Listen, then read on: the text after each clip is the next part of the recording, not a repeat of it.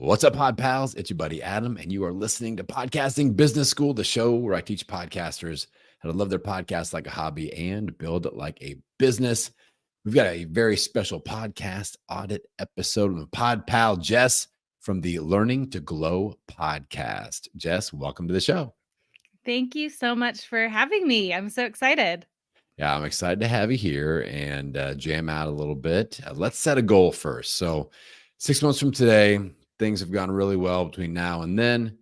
Describe that. Like, what could that potentially look like if you're starting to achieve some of these next level goals? Yeah, I think one of my biggest goals is just overall download growth. For more, as far as my reach goes, I'm really happy with a lot of I've met a lot of current goals for my podcast, and the way I have it going is just doing really well for me, but I'd love more people to hear it. So I think my biggest goal is that reach that I'm not quite getting yet. Okay. And then what do you think is the main thing holding you back from that right now? Is that a new like marketing skill set we need to acquire? Is it budget? Is it time? What's the limiting factor we need to deal with here today? Yeah, I've never been a marketing expert, and I know that I've learned a lot along the way, but that's probably holding me back a little bit. I don't really put much in a marketing budget as we've talked about before, but um, that's something that I'm open to moving forward to help with the growth. I think I don't have a huge following, which that's okay. Like it's done okay for me so far, but I think that it's a little easier to get that growth when you have a bigger following. So I think those are some of the things that, as far as like the content and like regular listeners, the feedback is really amazing. And I think it's those things that I need to do to help just learn how to get the word out in a better way that would change the game for me, I think. Yeah. Okay. And just to kind of put everything in context for our listeners, who's the ideal listener for your show? Yeah, it's a wellness podcast for women, a lot of midlife women, people who are just learning to become healthier, people who are interested in their health, their emotional health, stress. Just we talk about so many different topics, all related to women, with hormones to our the way we think about things. So it's a lot of people who are looking to grow in some area of their life, and whether it be like on the inside or the outside. Great. And have we added a title extension to your show yet, or is that learning to glow and that's We it? did. We did Okay. we did add And an that's what I extension. thought. What's the extension? Well, it's so long that I'd like to say I memorized it, but it is, I'll tell you right now. Um, Learning to glow here. Tips for women's health, optimal wellness, and aging gracefully. Great. Okay. Great. So yeah, we got some nice keywords going in there. So I thought that we had that in place, but I just wanted to double check and make sure. Now, um, words like midlife is another nice keyword to where let's make sure we're using and hormones, like all those types of keywords. We want to make sure that we're using in your episode titles as well. So if you mention hormones, or you're doing one about hormones, like make sure hormones is in the actual title of the episode. Sometimes we get, just like when we name our show, sometimes we get a little overly creative with like a catchy sounding name of the episode, but we forget to put one of the actual keywords that's going to be attractive, but also help us with discoverability. So, yeah, I think just from what you told me as far as your ideal listener avatar, those are the only two words that really popped up. I'm like, if those aren't in the sphere of discoverability strategy that we already put together, then let's make sure that those are in there. Does that make sense? Yeah, and I actually don't have those in my description, so that's good to know. I could Yeah. even add it to my at my extension to my title. It's Yep. really the ideal listener. Yeah. Yeah. And yeah, midlife is gaining a lot of traction. There's a lot of midlife based podcasts, and sometimes people avoid those. They're like, "Ooh, midlife, that's too big of a term. I don't want to end up in that pond." But I'm like, you're not really in that pond. You're just throwing one fishing line into that pond and dragging them over into your smaller pond of your niche that you're in. So that's the way that I look at it. So with keywords, we are looking to get it out into those bigger niches and pull them into your sub niche, if that makes sense. So when they are searching midlife or hormones, and then your show pops up, they go, oh, now Jess, that all these topics that she's mentioning, she's using words that describe me, that I use to describe myself, that topics that I'm very, are very top of mind for me. So that's kind of what we're looking to do there. So I feel like you're going to be good there. Yeah, add those to your description. That's definitely going to be helpful. And look for all these terms in episode titles. And I think that's going to help. We always just, the organic discoverability factor of podcasting is something that we all have to stay on our toes on, at least like every 90 days. Just kind of a little glancing review, read your host description, because we're all like, maybe we discover like, wow, I really want to market to online businesses, or I want to market to midlife females. And just like you discover like, wow, it's not in there. Let's just put it in there. It's super easy. And your listeners, it's not like you're rebranding or anything, like they won't even notice, and it just helps. So, all right, we've got one homework step ready to go. What are we doing as far as guesting on other people's podcasts? I think you've got some opportunities with this. Yeah, I think I've been on 3 this year. I did a few last year, but that was brand new to me. And so I don't think I have anybody coming up that I'm on. That's something I need to like do a little bit of homework on as well. I think for you, how many episodes do you have live now? 67. Yeah. So you're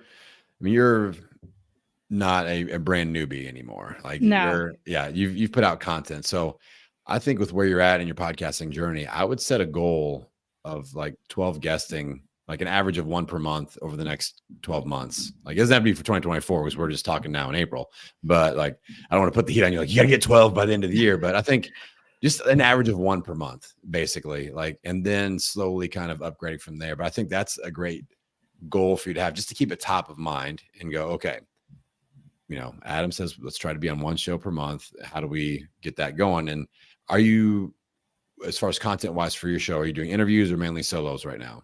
Well, that's another thing that's a little different is I've been so guest heavy, but I am going to be adding onto my business some coaching, and I want to make myself more of an authority in my area. So I started I think it was this month I did a solo episode. I mean, I think I've only done like 5 since out of like 67. So I'm thinking maybe I need to start doing like 1 a month solo episodes, and really I need to start refocusing on that connection with me and the audience. And also I was so grateful for guests in the beginning. I'm so grateful for the people who've come on my show, but I'm like, okay, well, that's great. But I also need to remember I need to be a guest I need to be there too, doing that more. So that is a new thing that I want to start implementing as well. Okay. So I think like content wise, I really like the idea of you doing more solos, especially if you're adding some coaching to your portfolio. Like that's really going to help. I like a nice little mix of solos, some coaching or mentorship style episodes. And then when you have that guest, let's make it strategic. And you can even look back at your previous guest Rolodex and make a few connections there. But like when you have somebody on your show as a guest, I would kind of scour, like the health podcast realm is so just rich. Like there's so much. Like I would go into Spotify and Apple top 200 charts and go into the niche ones. Don't just go under health, go under like self-improvement, or go under like nutrition, or go under like go to subcategory rankings. So you get even more like specific shows, and then look at that top 200 and go, which one out of these people, and start from like the back half. Don't start at like number 1, because those people are really hard to get a hold of. Like you're emailing Jay Shetty and he's like, I don't even talk to people in real life. Unless you pay me millions of dollars. But like you hit somebody that's ranked 150 in nutrition or something, they've got a really great fit show. That's their audience is your audience, and vice versa. Let's invite that person on. Let's make friends. And then in my experience, about half the time or more, you're getting an invite back. on their show. So if you're going to have somebody in that guest seat, make sure they're a great fit, like always, but let's give yourself the bonus of connecting with a top ranked podcaster that you could potentially be on their show as well. I think this should be how all guesting is done. It's like, if you grab that person, this is how I grew my health show. I just would go on the top 200, make some invites, go, I think I'd be a great guest on that show. Their audience, my audience, they'd be great for my show. I'm going to go make friends. Let's put a reach out. And a lot of those people started saying yes. But then the really cool thing that started happening was I would interview a person who has number 150 ranked show. But then I would look at their show. And I noticed that they had interviewed somebody that was top 50 or top 20. And I would go, hey, would you mind making an introduction to that person? I'd love to have them on my show as well. And like, oh yeah, no problem. Then I'm through the gatekeeper and I'm getting larger guests in my niche on my show and getting invited back onto their show as well. And I think when we look at that getting invited back strategy, and once we're starting to get booked on other people's shows, let's talk about a couple strategies around that as well, because I want you to be ready for that, because this will start to happen. And I don't want you to be like, and now what? Like, just go on and talk. Like, I don't think you would do that, but maybe somebody listening might freak out if they were in that situation. But I want you to think about how you're going to be a unique guest on that show. And we can be unique in different ways. We can be unique with our personality. We can be unique with the way that we sound and talk. We can be unique with what we actually are able to deliver on. Like, maybe you really go deep on midlife women's hormones and they've never talked about that on their show before. So kind of look with these bigger ranked shows. I mean, there's opportunity with that audience, and we could immediately double, triple, 10x your own downloads if we just get a percentage scooped up into your world. So it's like we got to be ready. We can't just not study for that test ahead of time. Like, we got to have some notes. We got to have some flashcards. We got to be ready to go. So think about how you can be unique. Techniques that I use when I'm guesting on someone else's show. I just recorded an episode where I mentioned this. This is very top of mind. I think about what we could potentially be talking about on their show. And I look at my episodes and I'll make some notes and I'll have episode number references ready to go. So if we talk about funnel building, and I know I've got a couple episodes that are really good on funnel building, I'll be like, oh, and as I feel that topic kind of winding down, I'll be like, and if you guys want to dive a little bit deeper, we've been talking about it for 5 minutes here, but I've got 2 great episodes on my show. Make sure you make a note, episode 377 and 388, excellent funnel building episodes. Go check them out on Podcasting Business School. Then boom, on to the next thing. But my goal is to get 2, 3, maybe 5 episodes downloaded. I'll be like, hey, hit the pause button right now, go to my show, download that so you don't forget. And they do it. And now they're downloading specific episodes instead of the general call to action at the end of like, hey, go and follow me at Podcasting Business School. And it's just like giving them very specific. If you like this, you're going to love that. Go get it right now. Pause it. Go get it. And that works extremely well. So I think if you combine the unique topics, like how are you going to stand out, doing your homework, come prepared, and have those quick episode references. And that's why I love numbering episodes too, because it's really easy to find it instead of searching through all the episodes. So it's like episode number 45 where I talk about blah, blah, blah, or I have so-and-so on. It's a perfect episode. That's the complement to what we talked about here today. I think that strategy will be very effective for you. Does that make sense? Yeah, I love that. And it's funny because I also do skincare, and that is very related to a lot of these health people, because it's natural and the ingredients matter. So it's something that they don't talk about as much on their, it's like, it's more like nutrition and fitness. And so I feel like that's a good in with some of those health and nutrition people, because of, and I have episodes I could reference to that as well. So that would be a good way to get in. Yeah. And the third thing I would add, but this is kind of like a personality thing. It's something I like to do, but it's not everybody's jam, is I have a lot of frameworks that are named within, like I've got Adam's 2/3 content rule and my podcast monetization pyramid. So like if I know everybody has processes and like formulations and whatever, but give that thing a name that's memorable. So when I used to go and guest on people's health show, this is almost always the title of the episode also. And that's how I knew this was like memorable. I had this little spiel that I called the weight loss black hole no, the black hole of weight loss doom. And like everybody's like, that sounds epic. What's this about? I'm like, today we're gonna talk about the black hole of weight loss doom, where all your weight loss hopes and dreams go to die. And I would explain this whole like cyclical thing that everybody's like, oh yeah, I've been through that a million times. Like I started a new program, gained some momentum, life happened, crash and burn, back where I started, around and around. And I would go through this whole spiel. And that just sucked people right in. But it was very memorable when I'm like, the black hole of weight loss doom.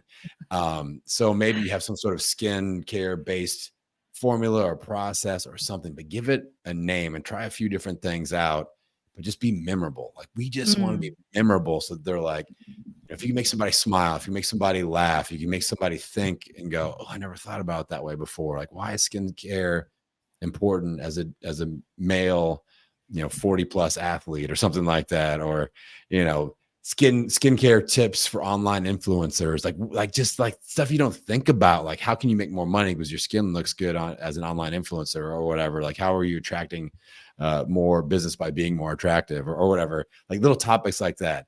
How to attract more clients by being more attractive, but, so like stuff like that will work. Being unique in any of those the variety of ways I described there. We just want to be different. Like listen to a few of their episodes and be like, I have to be different than all those people. And in the health space, especially if you get like nutrition podcasts, I mean, I hate to say this out loud, there's a lot of really freaking dry, sciencey people on those shows. It's great information, but I'm like, my God, this is a 3 hour long, Huberman Lab podcast, and this dude's freaking talking about cells and DNA, and he's like, sounds like the guy, the dude from Ferris Bueller, like Bueller. I'm just like, oh, like Ben Stein, that's that guy is. So like if there's a lot of that, like how am I going to bring my freaking Jess flavor onto this and wake these people's asses up that are normally all these sciencey people? That's what I used to. That's how I would stand out a ton, where like I knew a lot of these nutrition people were just super, super boring. And I just bring energy and I do my thing. And a lot of people would heap over into my podcast world. So any questions or thoughts before we move to the next idea?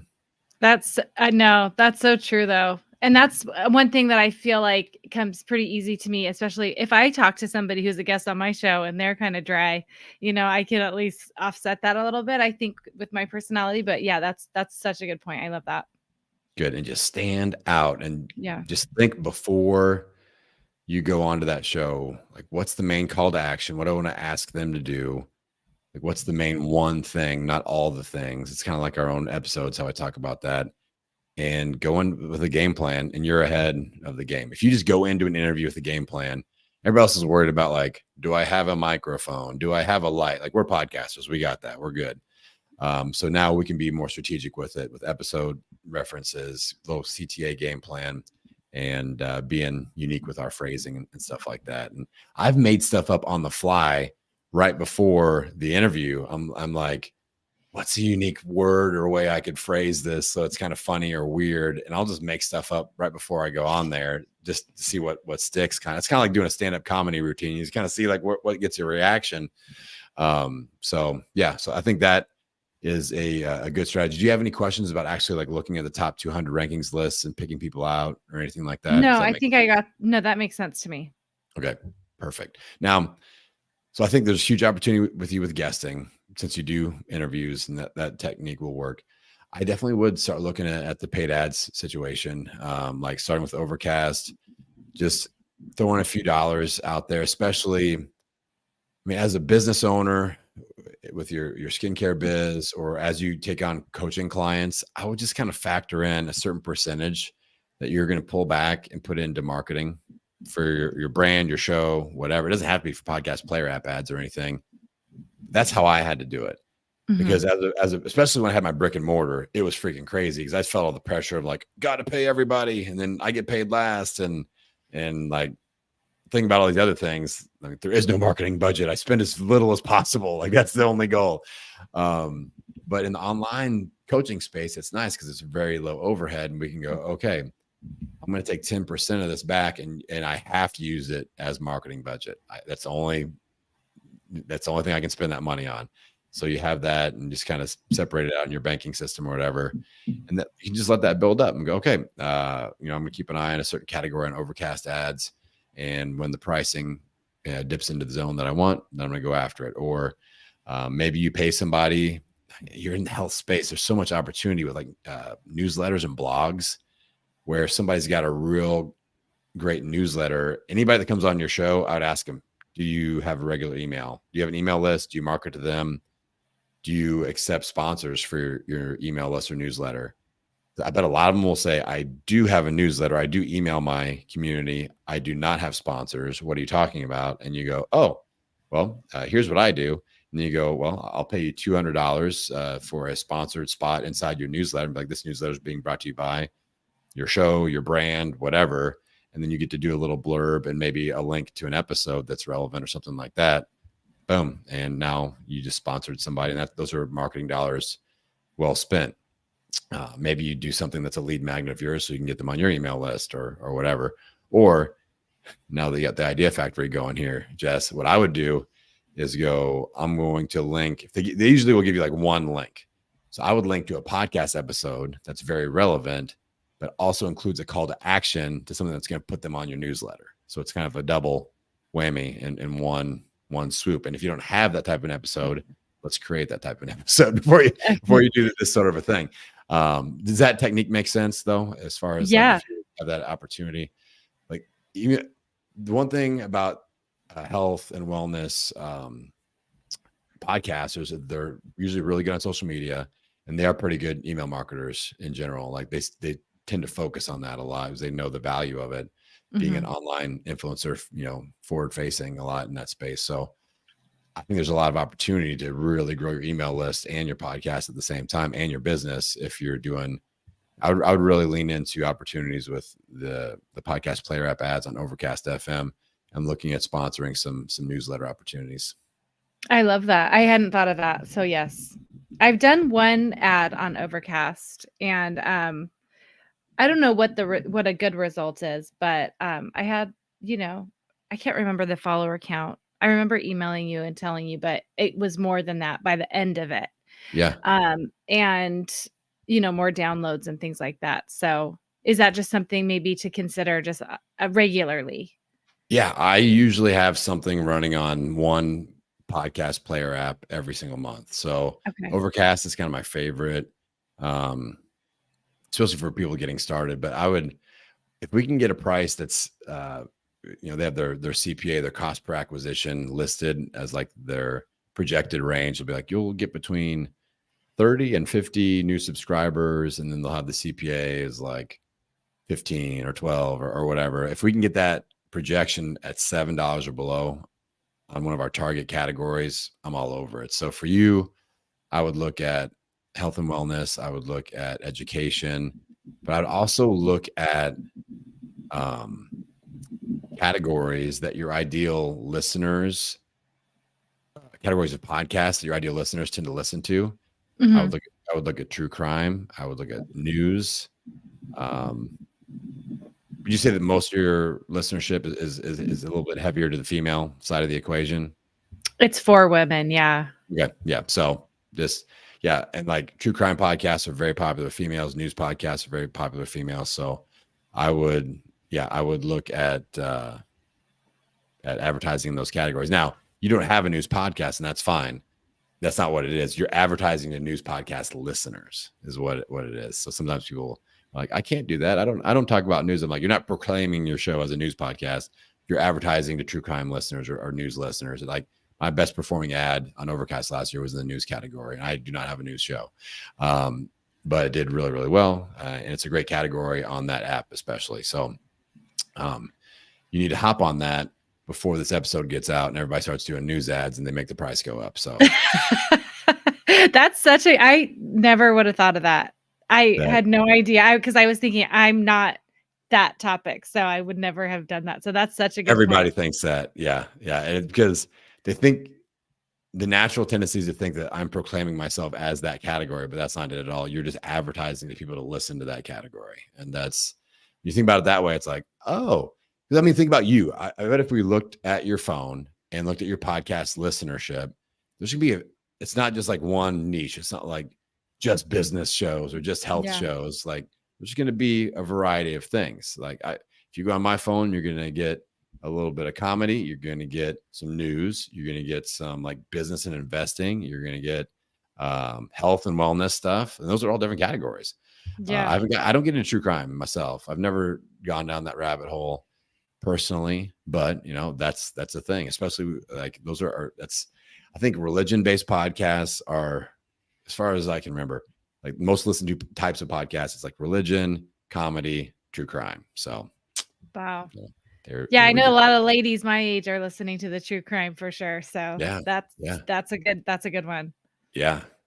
So I think that's I mean, it's a solid strategy, and it's easy because you've set up the ad before. It takes 30 seconds. Then it's running for a month, and you pay, and it's not like setting up Facebook ads or anything. Those are crazy. It's very intense experience. So yeah, I think if I were you, I would focus on the one guesting opportunity per month goal. When you have a guest on your show, we think of being very strategic about it with that guest spot of like, do they have a top ranked podcast? Is this a great connection opportunity? And with you, with like your skincare line and everything, there's opportunities there too. Like, would this person be a great influencer for my skincare brand? Would this be a great affiliate for my skincare brand? Like, I really want you asking the what's in it for me question. And that's okay. I mean, because we still have to check the box, like, are they a great fit for my audience? And if it's a no, then it's all gone. Like, throw it out the window. But if they can check that box, like they are a great fit for my audience, they are a potential affiliate, they are a top ranked podcaster, I could potentially be on that podcast. They've got a large Instagram following, they're an influencer, whatever. Like, yes, yes, yes, yes, please, let's come on the show and let's make friends. I feel like that's 100% okay to have kind of those layers of filtering to have a potential guest go through. That makes sense. You feel okay with that? I do, and it's like that's new because I've taken so many more people than um there's been a few people where I'm like, I shouldn't have done that. Yeah. It came out great, but I was like literally like not a good fit. Like I think in the beginning you get nervous. Am I gonna have anyone coming Yeah. on? Like, and now I'm like 2 months booked out. So I'm Yeah. like, I can be more You're picky now. fine. I'm Yes. fine. You can be picky. You can take your time. You do not have to say yes to everybody. You don't even Yeah. have to open those emails. You don't have to reply to those emails. Those people, I just deleted like 5 of them. Like I had 30 minutes break in between when I just finished a group coaching session and this podcast audit. And I literally got 5 guest pitch emails in that 30 minutes. And I didn't even read any of them. I just deleted them all because I can tell it's like best guest ever for podcasting business school, blah, blah, blah. Dentist. I'm like, why did the dentist keep emailing me about coming on the show? Um, so no, Yeah. this isn't dentist business school. It's podcasting business school. Gosh dang it. So yeah, don't feel bad about it because they Yeah. don't feel bad about spamming you. All right. I'll just put No. it that way. You don't have to say yes to everybody. Like I want to guess that you reach out to that you want. You know what I'm saying? If they're Yeah. reaching out to you every once in a while, that's a good fit. I get it, but I want you fired up about it. Like when I have a guest on my show, those are people that I found. I'm listening to their show. I'm like, oh, I would love a freaking conversation with this person. I would love to be on their show. I want to connect with them. I want to like be, linked up with this person in some way, shape, or form. That's who I invite on my show. And that comes through in the episode too. Because like you said it, Jess, if you have a few of those, you're like, ugh, how am I going to pitch this one to my audience? Like this was a little off topic. Didn't realize we were talking about their dog the whole time or whatever. So, you know, we want to avoid those situations. We've all been there 100%. And we've all been in that spot as new podcasters where we're just freaking out. Like, how will I continue the show? I'm going to run out of things to say and people to talk to. But now, like you said, a couple months booked out, you're good to go. You're in demand and you can be choosy. All right. It's a good reminder. Like if you're a people pleaser, like I'm working on it. But yeah, it's like, oh, somebody took the time and reached out to me, like did their research on my show. I'm not all of them. I had somebody who was like, oh, I have the perfect guest. He trains men and da da da da. I'm like, it literally says women in my title. Um, so I'm like, it's not a good fit. But yeah, it's such a good reminder. And then like seeking out who I think is a good fit, who would work for the show and me and all those things. That's such a good reminder for me. Good. Good. All right. Well, I feel like we gave you some solid action steps to focus on with guesting, with ad potential budget spends on newsletters and ads and things like that. Let's make sure we square away some time here to shout you out to my audience here. So if they want to connect with you, listen to your show, go to your website, follow you on Instagram, all that stuff, where do they go? Thank you. Yeah, so the podcast is Learning to Glow, and that's available everywhere. My Simply Jess Skincare is my Instagram. It's my website. I sell all natural skincare. Soon to be coaching on there as well for women's wellness. And yeah, I'm so grateful for the time, and this is so valuable for me. So if anybody needs any questions or help with their skin, they can send me a message on Instagram as well. All right. Make sure y'all support another independent podcaster, our pod pal Jess. Go in and do a few episodes, say hi on Instagram, and give her a 5-star rating and review. All right, Pod Yay. Pals. Yes, we love those. All right, so Pod Pals, appreciate you listening in. If you want to do a podcast audit just like Jess, head on over to my main website, www.podcastingbusiness.school. Get on the calendar, click on the freebie button, and you can hop in that podcast audit seat just like Jess. All right, so with that, I'm going to send you all out into the world, wishing you health, happiness, and many downloads. We will see you next time.